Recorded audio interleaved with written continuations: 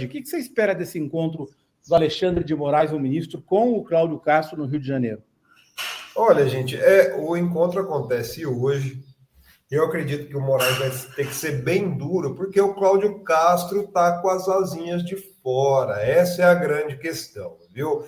Inclusive, compartilhou agora, recentemente, aí durante a madrugada, a entrevista que ele deu para o Fantástico.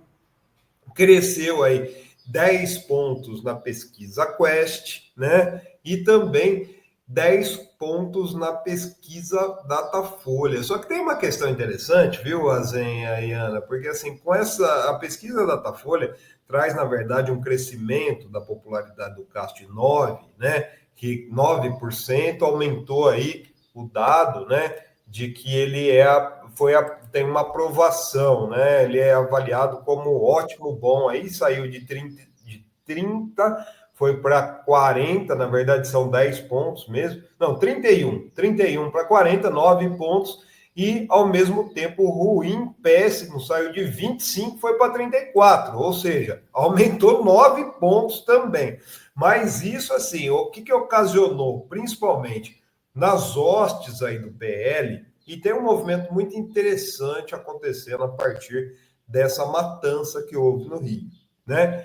Já existia ali um medo muito grande na cúpula do PL, Valdemar da Costa Neto, de que essa eleição já estava ganha pelo Eduardo Paes, né? Eduardo Paes entra como candidato ao governo e já estava ganho até pela impopularidade do Cláudio Castro. Essas pesquisas voltaram a animar, inclusive com a possibilidade de colocar o Cláudio Castro ao lado do Flávio Bolsonaro como candidato ao Senado, né? E eles erguerem aí um candidato ao governo. Eles lembram, inclusive, viu, Azen e Ana, o caso do Wilson Witzel, né? O Wilson Witzel, que era um desconhecido, e ele foi eleito com aquela frase cabulosa, né? Que teve de que a gente mira na cabecinha e pá, né? Que era a segurança pública, pregando abertamente o assassinato como um plano, um programa de segurança pública. O ruim disso tudo, gente, encontra eco na população, né? Eu acabei de subir lá essa pesquisa Quest, que saiu hoje, vocês deram alguns dados, mas eu chamo a atenção para um outro dado aqui. Eu vou até compartilhar aqui a tela com vocês. Deixa eu ver se eu tenho esses dados aqui, mas eu acho que eu vou pegar lá do Felipe qualquer coisa, ó, Felipe Nunes, né? Que são dados que são bem interessantes da gente avaliar, além dessa questão das políticas públicas que vocês falaram já, que traz essa pesquisa Quest, né?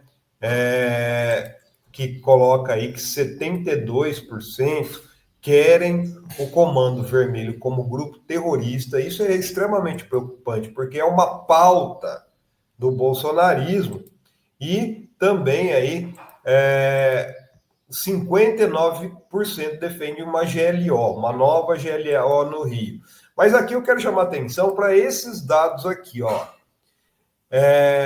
Concorda ou discorda? 81% discorda que os policiais, concorda que os policiais devem usar a câmera e uniforme, mas tem um dado aqui, ó, 51% acredita que bandido bom é bandido morto. Concorda com essa frase. 42% não concorda, mas 51%, a maioria dos fluminenses, né, dos habitantes do Rio de Janeiro, do estado, concordam com essa frase, e 58% defende a pena de morte para quem comete crimes graves como assassinato. É isso que está escrito na pesquisa, né?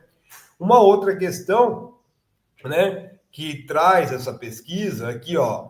Líderes das facções ajudam a eleger deputados, portanto, dificilmente são presos. 82% concordam com essa ligação entre as facções criminosas e os deputados. A grande questão, né, gente, que eu coloco aqui é que quem são os deputados, os políticos aí com ligação? A gente viu recentemente aquele que é o fornecedor de armas, que foi preso, eu não lembro o nome dele agora, o pessoal vai me refrescar a memória aí, mas que posava e andava com o Cláudio Castro para cima e para baixo, né? Como é que, de repente, acontece então? Então, existe uma disparidade entre apoiar esse tipo de discurso e saber quem realmente são os políticos que apoiam essa questão, esse elo aí com as facções criminosas, né?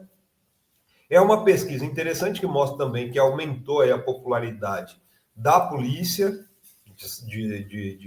a confiança na polícia do Rio, né? Por incrível que pareça, é uma polícia aí. Aí, TH Joias, o pessoal falando aqui, obrigado, viu?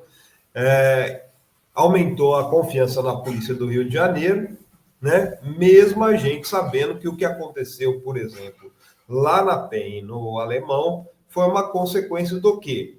Da ocupação pelo Comando Vermelho de áreas da milícia, que são comandados justamente por policiais militares ou ex-policiais militares. Então, existe uma confusão muito grande que eu tenho percebido aí na cabeça das pessoas para saber. E lógico que a ultradireita vai surfar em cima disso, viu, gente? Vai surfar. Inclusive, o Raoni está subindo uma matéria daqui a pouquinho, que eu acho que é interessante também, que ontem o Fantástico trouxe, que tem dois grandes fornecedores de armas para o Comando Vermelho, que são fábricas clandestinas que ficam onde? Em Minas, do Romeu Zema, e em São Paulo, do Tarcísio. Só que quando vai ver a culpa é do governo federal. Então, como é que o seu Zema, como é que o seu Tarcísio não conseguiram investigar essas fábricas de fuzil, que segundo aí o Fantástico são fábricas clandestinas? Além da questão aqui do maior fornecedor do Comando Vermelho ser um CAC de Americana, aqui do lado, dono de um clube de tiro, viu, gente? Ô, Plínio, e o Flávio Bolsonaro no meio dessa história toda aí, o senador pelo Rio de Janeiro? Gente, olha, é interessante realmente esse movimento, viu, Ana? O que está acontecendo? O Flávio Bolsonaro está substituindo o Eduardo Bolsonaro, né? O Eduardo Bolsonaro queimou muito o filme, não só do clã, mas de todo o bolsonarismo. E o PL, o Tarcísio, sempre apostou no Flávio como uma voz mais moderada, digamos assim, do clã Bolsonaro. Com essa questão da matança que houve no Rio de Janeiro, gente, isso isolou totalmente o Eduardo Bolsonaro. O que o Eduardo Bolsonaro vai falar lá dos Estados Unidos sobre o que está acontecendo no Rio de Janeiro? Não tem o que falar. Então, o Flávio Bolsonaro, se vocês forem às redes, as publicações do Eduardo caíram. Eu vou até fazer esse levantamento numa matéria, viu? Caíram vertiginosamente, enquanto as do Flávio Bolsonaro subiram e subiram muito. Isso é o quê? Toda a questão da terceira via, da candidatura em torno do Tarcísio, da união, desse discurso de união da direita, que é pregada pelo Ciro Nogueira, pelo Antônio Rueda, pelo próprio Valdemar da Costa Neto, tem sido feito com o Flávio Bolsonaro. E quem estava atrapalhando isso? O Eduardo Bolsonaro. Então, essa matança no Rio de Janeiro mexeu com as peças ali no tabuleiro do clã Bolsonaro. Agora, o Flávio Bolsonaro é o grande porta-voz da família, que está sendo cortejado. Inclusive, viu, gente, a CPI do crime organizado, quem vai estar à frente da escumalha neofascista aí? Além do Flávio Bolsonaro, vou contar para vocês, Sérgio Moro. Sérgio Moro e Flávio Bolsonaro vão fazer a dobradinha para manter esse tema, porque a CPI é para isso, no ano eleitoral de 2026. Vai ser instalada muito provavelmente, com todos esses trâmites aí, talvez até o fim do ano, mas só vai começar a trabalhar efetivamente quando?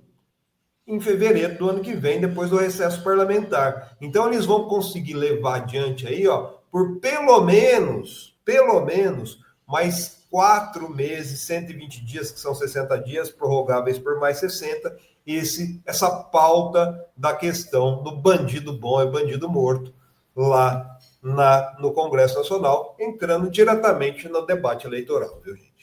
Você precisa conhecer agora a nova plataforma progressista OM Play, Outro Mundo em Debate. Vem conhecer, entra na plataforma, você vai encontrar cursos com os principais pensadores da história do mundo. Foucault, Freud, Lenin, muito mais com os professores renomados. Vem fazer parte dessa iniciativa, conheça a OM Play.